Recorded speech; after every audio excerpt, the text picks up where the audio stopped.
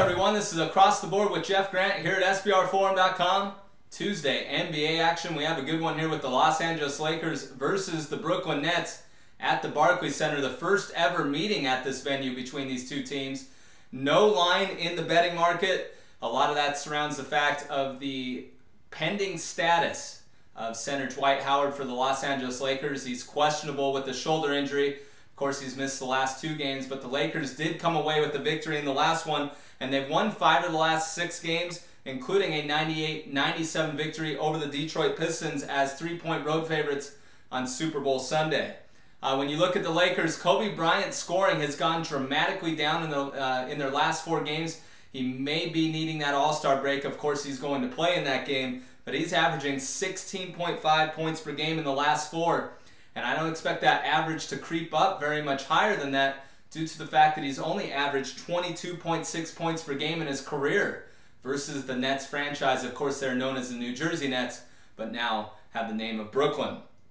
Looking at Howard, yes, he has a shoulder injury. He's missed the last 2 games. He's averaging 16.5 points and 11.9 rebounds per game. The Lakers really haven't had a fluid season whatsoever. They've had coaching changes, numerous injuries, new systems to learn and run. Steve Nash being out, their point guard, who is supposed to be the centerpiece of Mike D'Antoni's offense. So it's very hard to get a read and handicap this team, and they haven't done very good work on the road. 7-16 straight up away from the Staples Center, but they are 3-4 versus Eastern Conference opponents in that situation.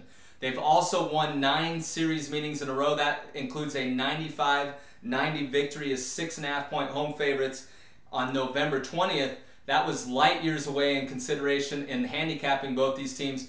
Both these teams had 2 different coaches at that time, and Avery Johnson, who was on the bench for Brooklyn at that point in time, tried to implement the hack-a-Dwight, similar to the hack-a-Shaq strategy. They sent Dwight Howard to the line 19 times, and he only knocked down 7 of those free throws. When you look at the Brooklyn Nets, I expect them to run a little more than usual in this one. They've had 3 days rest since capturing a 93-89 victory over the Chicago Bulls as 5-point home favorites, and they do their best work offensively at home, and they're also 18-8 in their first year at the Barclays Center. But that is 4-4, just 4-4, splitting 8 games versus Western Conference opponents. So when you look at this, with the Lakers winning 9 consecutive series meetings and doing some of their better work on the road versus Eastern Conference opponents, and the Nets not doing so well against the West when hosting them at their new place, you may get some value in looking at playing the Lakers as an underdog when this line comes out on the SBRodds.com page. 14-5 are the Nets under interim head coach P.J. Carlesimo. They are averaging 97.6 points per game over those 19 contests. That is 3 points more than they averaged in their first 28 games of the 2012-13 campaign.